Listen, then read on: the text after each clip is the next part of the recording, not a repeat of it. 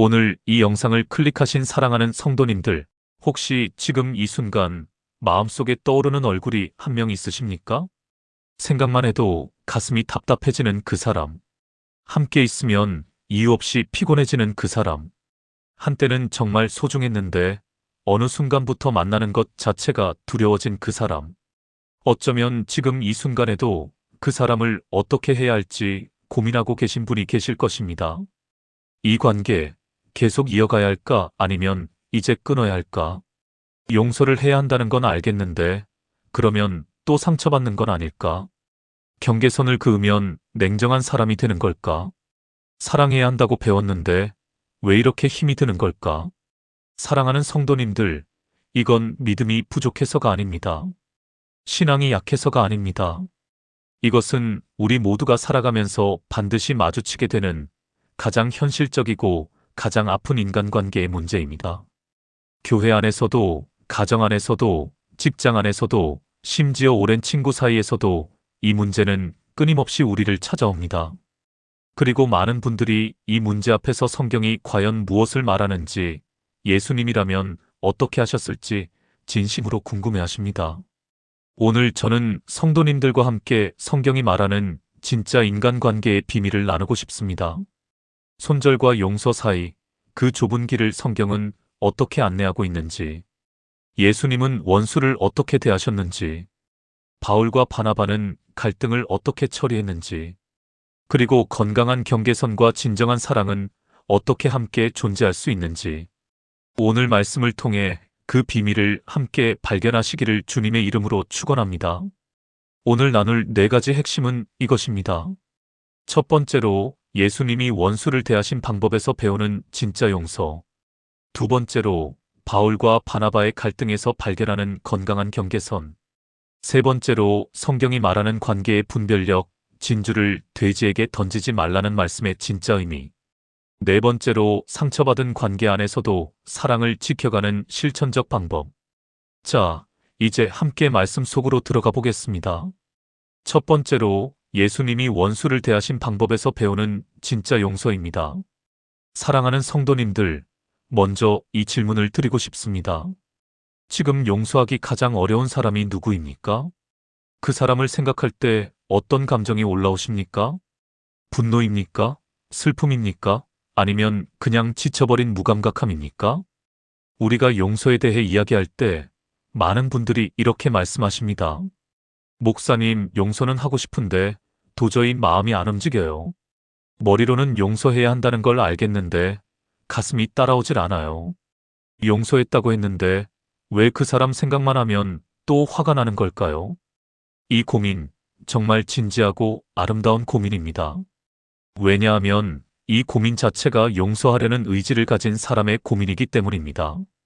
그런데 오늘 저는 성도님들께 한 가지 중요한 사실을 먼저 말씀드려야 합니다. 많은 분들이 용서를 오해하고 계십니다. 용서는 그 사람의 잘못을 없는 것으로 만드는 것이 아닙니다. 용서는 그 사람이 한 일이 괜찮았다고 인정하는 것이 아닙니다. 용서는 그 사람과 반드시 다시 가까워져야 한다는 뜻이 아닙니다. 용서는 그 사람이 내 마음속에서 나를 계속 괴롭힐 수 있는 권한을 빼앗는 것입니다. 용서는 그 사람을 하나님의 손에 맡기고 내 영혼이 자유로워지는 것입니다. 이것을 누구보다 완벽하게 보여주신 분이 바로 예수님이십니다. 예수님이 십자가 위에서 하신 말씀을 생각해 보십시오. 누가복음 23장 34절의 말씀입니다. 아버지, 저들을 사하여 주옵소서. 자기들이 하는 것을 알지 못함이니이다. 사랑하는 성도님들, 이 장면을 상상해 보십시오. 예수님은 지금 어떤 상황에 계십니까? 손과 발에 못이 박혀 있습니다. 숨을 쉴 때마다 극도의 고통이 밀려옵니다. 몇 시간 전까지만 해도 호산나를 외치던 군중이 이제는 십자가에 못 박으라고 소리치고 있습니다. 제자 중 하나는 그를 팔아넘겼고 또 다른 제자는 그를 모른다고 3번이나 부인했습니다. 군인들은 지금 예수님의 옷을 두고 제비를 뽑고 있습니다. 이 극한의 고통과 배신과 수치 속에서 예수님이 하신 말씀이 무엇입니까? 저들을 사하여 주옵소서. 이것이 진짜 용서입니다. 상황이 해결된 다음에 하는 용서가 아니라 상처가 현재 진행형일 때 하는 용서. 상대방이 잘못을 인정한 다음에 하는 용서가 아니라 상대방이 아직도 잘못을 저지르고 있는 그 순간에 하는 용서. 이것이 예수님이 보여주신 용서의 본질입니다. 그런데 성도님들, 여기서 반드시 주목해야 할 것이 있습니다. 예수님은 용서를 하셨습니다. 그런데 그 십자가에서 내려오셔서 그들과 다시 함께 밥을 드셨습니까? 그 군인들 곁으로 다가가셔서 괜찮아요, 다 이해해요라고 말씀하셨습니까? 그렇지 않으셨습니다. 용서와 관계의 회복은 반드시 같은 것이 아닙니다.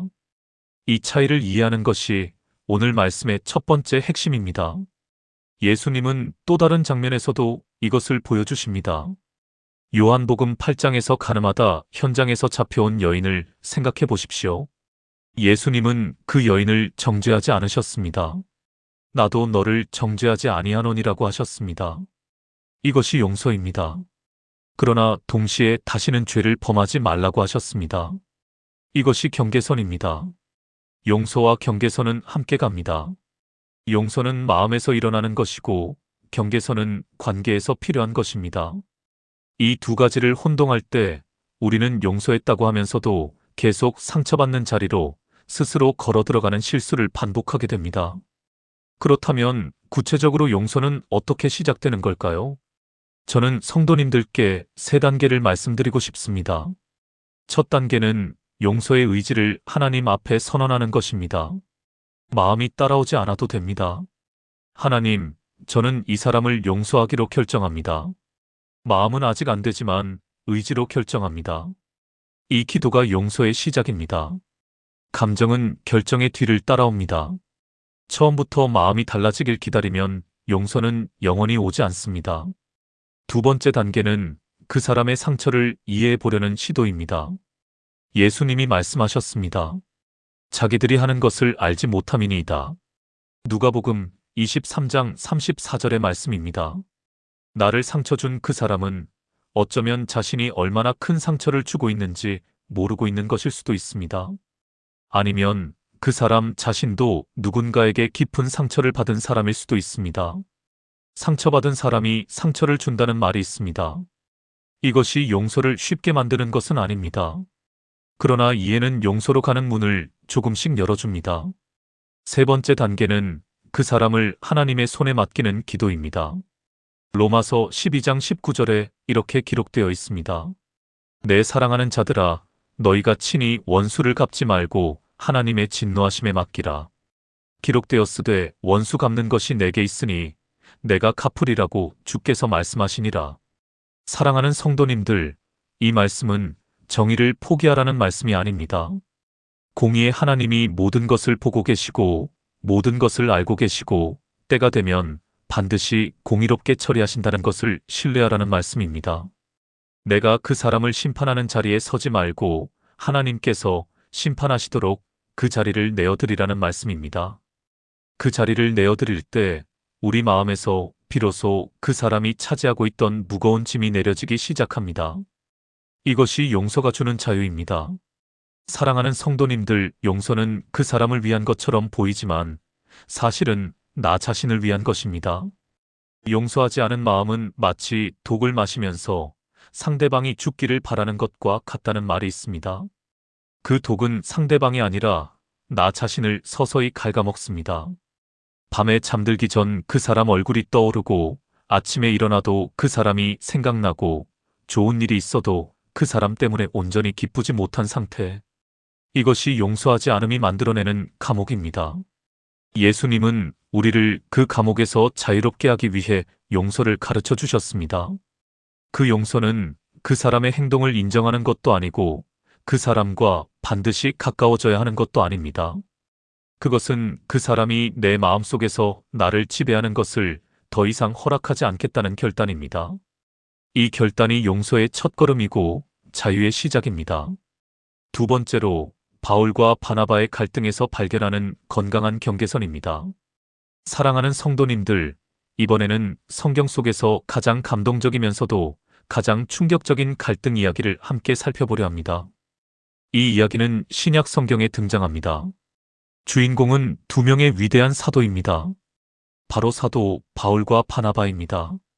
이 두 사람의 이야기를 들으시면 어쩌면 깜짝 놀라실 수도 있습니다.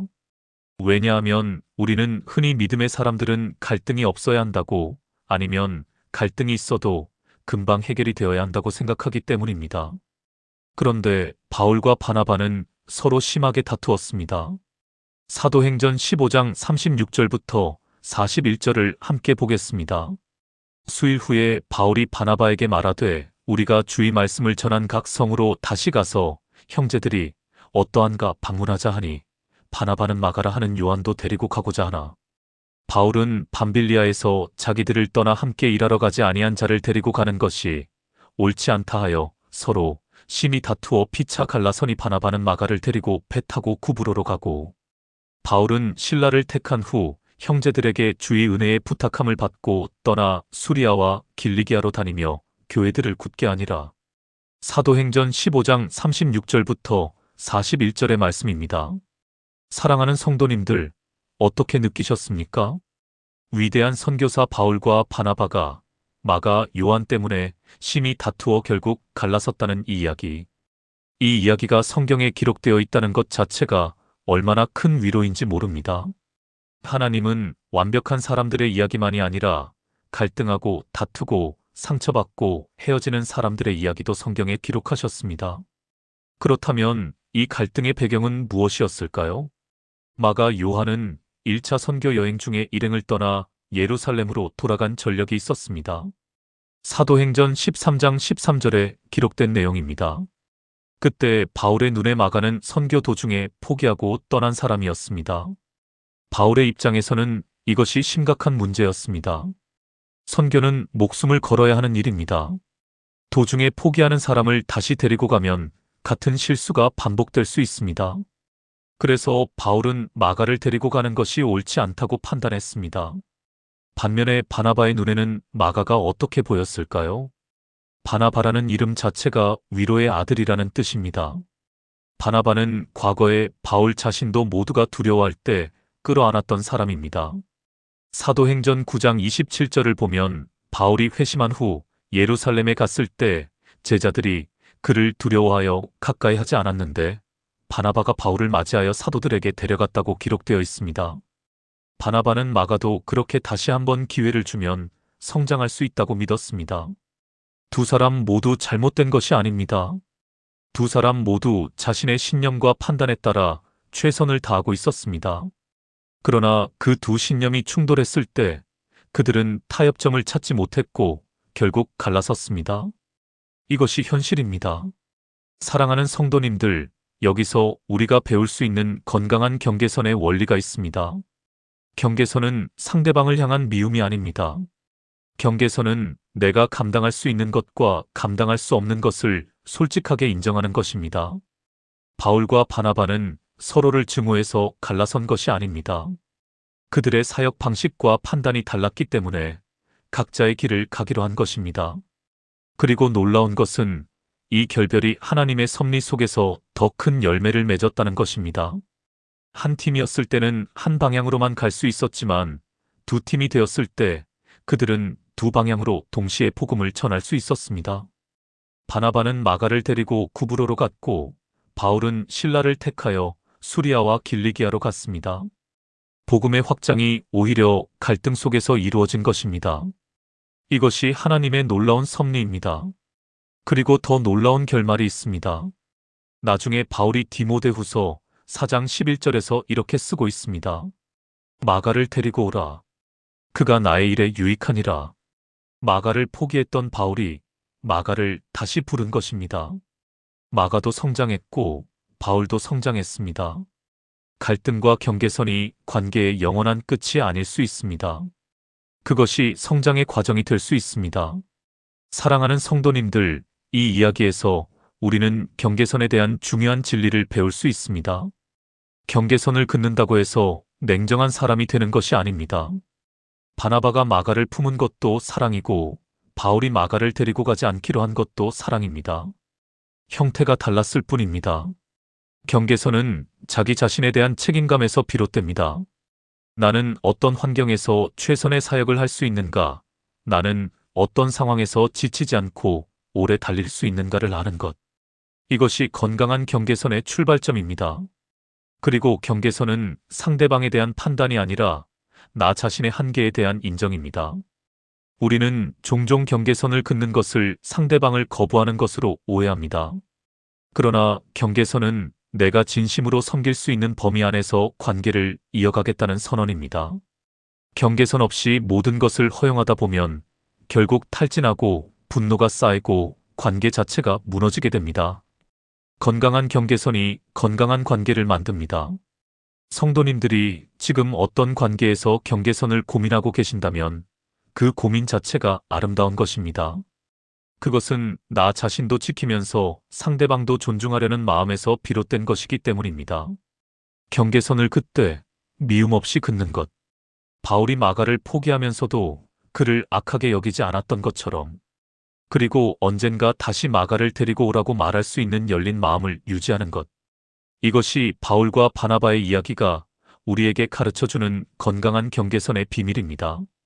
세 번째로 성경이 말하는 관계의 분별력, 진주를 돼지에게 던지지 말라는 말씀의 진짜 의미입니다. 사랑하는 성도님들, 지금까지 용서와 경계선에 대해 말씀드렸습니다. 그런데 이제 좀 더 실질적이고 구체적인 질문을 함께 생각해 보려 합니다. 어떤 사람은 계속 관계를 이어가야 하고 어떤 사람과는 거리를 두는 것이 지혜로운 것인가? 이것을 어떻게 분별할 수 있을까요? 예수님은 산상수훈에서 매우 중요한 말씀을 하셨습니다. 마태복음 7장 6절입니다. 거룩한 것을 개에게 주지 말며 너희 진주를 돼지 앞에 던지지 말라. 그들이 그것을 발로 밟고 돌이켜 너희를 찢어 상하게 할까 염려하라. 마태복음 7장 6절의 말씀입니다. 많은 분들이 이 말씀을 들으실 때 조금 당황하십니다. 예수님이 어떻게 사람을 개나 돼지에 비유하실 수 있지? 그런데 이 말씀은 사람을 비하하는 말씀이 아닙니다. 이 말씀은 관계의 분별력에 대한 말씀입니다. 진주는 여기서 귀한 것을 상징합니다. 여러분의 마음, 여러분의 정성, 여러분의 사랑, 여러분의 시간, 여러분의 신뢰. 이 모든 것이 진주입니다. 그런데 그 진주를 누구에게든 무조건 다 쏟아붓는 것이 지혜로운 것인가? 예수님은 이렇게 물으시는 것입니다. 돼지에게 진주를 던지면 어떻게 됩니까? 돼지는 진주의 가치를 알지 못합니다. 발로 밟습니다. 그리고 돌이켜 여러분을 상하게 합니다. 사랑하는 성도님들, 지금 이 순간 그런 관계를 떠올리시는 분이 계십니까? 아무리 진심을 쏟아부어도, 아무리 정성을 다해도 그 마음이 짓밟히는 관계. 여러분이 마음을 열수록 더 크게 이용당하는 관계. 진심으로 도우려 할수록 오히려 더 깊은 상처를 받는 관계. 예수님은 그 관계에서 무조건 계속 진주를 던지라고 말씀하시지 않습니다. 이것이 분별력입니다. 그렇다면 분별력은 어떻게 키울 수 있을까요? 저는 세 가지 기준을 말씀드리겠습니다. 첫째, 그 관계 안에서 나는 성장하고 있는가, 아니면 소모되고 있는가를 살펴보십시오. 건강한 관계는 양방향으로 흐릅니다. 한쪽이 계속 주기만 하고 한쪽이 계속 받기만 하는 관계, 그리고 받는 사람이 감사를 모르는 관계는 장기적으로 양쪽 모두에게 건강하지 않습니다. 잠언 13장 20절에 이렇게 기록되어 있습니다. 지혜로운 자와 동행하면 지혜를 얻고 미련한 자와 사귀면 해를 받느니라. 잠언 13장 20절의 말씀입니다. 함께 있을 때 내가 더 나은 사람이 되는가, 아니면 더 나쁜 방향으로 이끌리는가? 이것이 관계의 열매를 보는 기준입니다. 둘째, 그 관계 안에서 나의 핵심 가치와 신앙이 존중받고 있는가를 살펴보십시오. 믿음을 지속적으로 조롱하는 사람, 내가 중요하게 여기는 가치를 계속해서 무시하는 사람과의 관계는 시간이 지날수록 나를 소모시키고 신앙을 흔들 수 있습니다. 고린도전서 15장 33절에 이런 말씀이 있습니다. 속지 말라. 악한 동무들은 선한 행실을 더럽히나니. 고린도전서 15장 33절의 말씀입니다. 이것은 상대방을 악한 사람이라고 단정 짓는 것이 아닙니다. 그러나 지속적으로 나의 선한 방향을 흐리게 만드는 관계는 지혜롭게 거리를 조절해야 한다는 것입니다. 셋째, 그 사람에게 변화의 가능성이 보이는가를 살펴보십시오. 이것이 가장 중요한 기준입니다. 사람은 누구나 변할 수 있습니다. 바울도 변했고, 마가도 변했고, 베드로도 변했습니다. 그러나 변화는 본인의 의지에서 비롯됩니다. 내가 아무리 원해도 상대방이 변화를 원하지 않으면 변화는 일어나지 않습니다. 계속되는 잘못을 지적해도, 계속되는 상처를 표현해도 아무런 반응이 없고 오히려 더 심해진다면 그 관계 안에서 나는 어떤 역할을 하고 있는 것인지 진지하게 생각해 보셔야 합니다. 혹시 내가 그 사람의 잘못된 행동을 결과 없이 허용함으로써 오히려 그 행동을 강화하고 있는 것은 아닌가? 사랑은 때로 그 사람이 불편함을 느끼도록 허용하는 것이기도 합니다. 탕자 이야기를 기억하십시오. 아버지는 탕자에게 재산을 주었습니다. 그리고 탕자가 모든 것을 탕진하고 힘들어할 때 아버지는 달려가서 아들을 끌어오지 않았습니다. 아들이 스스로 돌이키도록 그 고통을 허용했습니다. 누가복음 15장 17절에 이렇게 기록되어 있습니다. 이에 스스로 돌이켜 이르되 내 아버지에게는 양식이 풍족한 품꾼이 얼마나 많은가. 나는 여기서 줄여 죽는구나. 누가복음 15장 17절의 말씀입니다. 때로는 그 사람이 충분히 어려움을 경험하도록 내버려 두는 것이 가장 큰 사랑일 수 있습니다. 이것을 심리학에서는 사랑하는 분리라고 부릅니다. 성경은 이미 수천 년 전에 이 진리를 가르쳐 주고 있었습니다. 관계의 분별력은 냉정함이 아닙니다. 그것은 나 자신을 향한 지혜이고 동시에 상대방의 진정한 성장을 바라는 깊은 사랑입니다. 진주를 던지되 진주의 가치를 알아볼 수 있는 사람에게 던지십시오. 그리고 아직 그 가치를 모르는 사람에게는 기도로 그 사람을 하나님께 맡기십시오. 하나님이 그 사람을 변화시키실 수 있도록 당신은 거리를 두고 기도하는 것. 이것이 진짜 분별력 있는 사랑입니다. 네 번째로 상처받은 관계 안에서도 사랑을 지켜가는 실천적 방법입니다. 사랑하는 성도님들, 지금까지 용서에 대해, 경계선에 대해, 분별력에 대해 말씀드렸습니다. 그런데 어쩌면 성도님들 중에 이런 생각을 하시는 분이 계실 것입니다. 목사님, 다 좋은 말씀인데 실제로 그게 어떻게 가능하죠? 매일 마주쳐야 하는 가족이에요. 경계선을 어떻게 그으라는 말씀입니까? 같은 교회에서 예배드리는 사람인데 어떻게 거리를 두라는 말씀입니까? 그 사람 때문에 상처받았는데 여전히 웃으면서 만나야 하는 현실이 너무 힘들어요. 이 현실적인 고통에 저는 지금 진심으로 공감합니다. 이론과 현실 사이의 간격이 얼마나 클 수 있는지 압니다. 그래서 마지막으로 실제로 적용할 수 있는 구체적인 방법을 함께 나누고 싶습니다. 첫 번째 방법은 상처받은 감정을 하나님 앞에서 솔직하게 쏟아내는 것입니다. 많은 분들이 기도할 때 감정을 숨기십니다. 하나님, 저는 괜찮아요. 다 용서했어요. 은혜 주셔서 감사해요. 그런데 하나님은 우리의 진짜 감정을 원하십니다. 시편 기자가 하나님 앞에서 어떻게 기도했는지 보십시오. 시편 22편 1절에 이렇게 기록되어 있습니다. 내 하나님이여, 내 하나님이여, 어찌 나를 버리셨나이까? 어찌 나를 멀리하여 돕지 아니하시오며 내 신음소리를 듣지 아니하시나이까? 시편 22편 1절의 말씀입니다. 이것이 하나님이 원하시는 기도입니다. 솔직한 기도입니다. 하나님, 저 정말 힘들어요. 그 사람 때문에 너무 화가 나요. 배신당한 것 같아서 너무 억울해요. 이 마음을 어떻게 해야 할지 모르겠어요. 이렇게 솔직하게 쏟아낼 때 하나님은 그 감정을 받아주시고 서서히 치유를 시작하십니다. 억누르고 참는 것이 신앙이 아닙니다. 하나님 앞에서 솔직한 것이 진짜 신앙입니다. 두 번째 방법은 그 사람과의 상호작용의 범위를 의도적으로 조절하는 것입니다. 이것은 상대방을 배제하거나 무시하는 것이 아닙니다. 마주칠 때 인사는 하되 깊은 감정적 대화는 하지 않는 것. 함께 있을 때는 있되 단둘이 있는 상황을 피하는 것. 연락은 유지하되 응답의 빈도와 깊이를 조절하는 것. 이것이 경계선입니다. 냉정한 것처럼 보일 수 있지만 이것이 나를 지키면서 동시에 관계를 완전히 끊지 않는 지혜로운 방법입니다. 세 번째 방법은 나를 진정으로 지지해주는 관계에 더 많은 에너지를 투자하는 것입니다. 우리의 에너지는 유한합니다. 나를 힘들게 하는 관계에 모든 에너지를 소진하다 보면 정작 나를 회복시켜주는 관계를 돌볼 여력이 없어집니다. 히브리서 10장 24절에서 25절에 이런 말씀이 있습니다. 서로 돌아보아 사랑과 선행을 격려하며 모이기를 패하는 어떤 사람들의 습관과 같이 하지 말고 오직 권하여 그날이 가까움을 볼수록 더욱 그리하자. 히브리서 10장 24절에서 25절의 말씀입니다.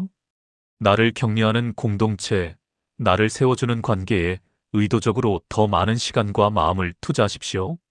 상처받은 관계에 집착하며 그 관계를 회복시키려고 모든 에너지를 쏟는 것보다 건강한 관계 안에서 회복되어 충분히 회복된 다음에 그 관계를 다시 바라보는 것이 훨씬 지혜롭습니다. 네 번째 방법은 그 사람을 위해 짧은 기도를 드리는 것입니다. 이것이 가장 어렵고 가장 중요한 방법입니다. 하나님, 그 사람을 축복하소서. 처음에는 이 기도가 입에서 나오지 않을 수도 있습니다. 마음과 전혀 다른 말을 하는 것 같아서 위선적으로 느껴질 수도 있습니다. 그러나 그 기도를 꾸준히 드리다 보면 어느 순간 변화가 일어납니다. 그것은 그 사람이 변하는 것이 아니라 내가 변하는 것입니다. 그 사람을 향한 나의 마음이 조금씩 부드러워지는 것입니다. 예수님이 직접 말씀하셨습니다. 마태복음 5장 44절에 이렇게 기록되어 있습니다. 나는 너희에게 이르노니 너희 원수를 사랑하며 너희를 박해하는 자를 위하여 기도하라. 마태복음 5장 44절의 말씀입니다. 원수를 위한 기도. 이것이 세상에서 가장 어렵고 가장 강력한 영적 행위입니다. 왜냐하면 그 기도를 통해 내 마음속에 자리 잡고 있던 분노와 쓴뿌리가 서서히 녹아내리기 때문입니다. 기도는 상대방을 바꾸는 것이기도 하지만 먼저 나를 바꾸는 것입니다. 다섯 번째 방법은 나 자신의 역할을 점검하는 것입니다. 이것은 스스로를 자책하라는 말이 아닙니다.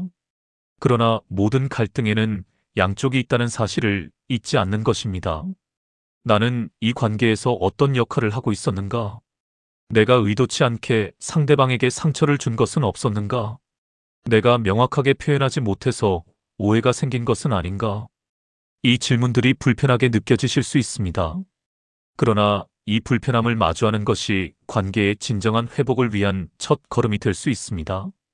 야고보서 1장 19절에 이렇게 기록되어 있습니다.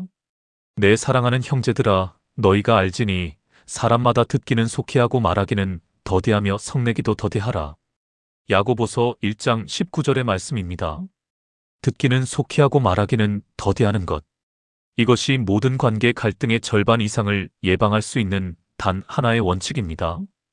여섯 번째 방법은 시간을 하나님께 맡기는 것입니다. 모든 관계의 문제가 지금 당장 해결될 필요는 없습니다. 바울과 마가의 관계도 시간이 지난 후에 회복되었습니다. 요셉이 형제들에게 팔려간 것도 시간이 지난 후에 하나님의 계획 안에서 의미가 드러났습니다. 창세기 50장 20절에 이런 말씀이 있습니다. 당신들은 나를 해하려 하였으나 하나님은 그것을 선으로 바꾸사 오늘과 같이 많은 백성의 생명을 구원하게 하시려 하셨나니. 창세기 50장 20절의 말씀입니다. 지금은 이해가 안 되는 상처, 지금은 너무 아픈 이별, 지금은 도저히 받아들이기 어려운 대신 하나님은 그것을 선으로 바꾸실 수 있습니다. 지금 당장 모든 것을 해결하려 하지 마십시오. 하나님의 타이밍을 신뢰하십시오. 시간이 지나면 그 상처 속에 숨어있던 하나님의 선하신 뜻이 드러나는 날이 올 것입니다. 사랑하는 성도님들, 오늘 우리는 함께 성경이 말하는 진짜 인간관계의 비밀을 살펴보았습니다.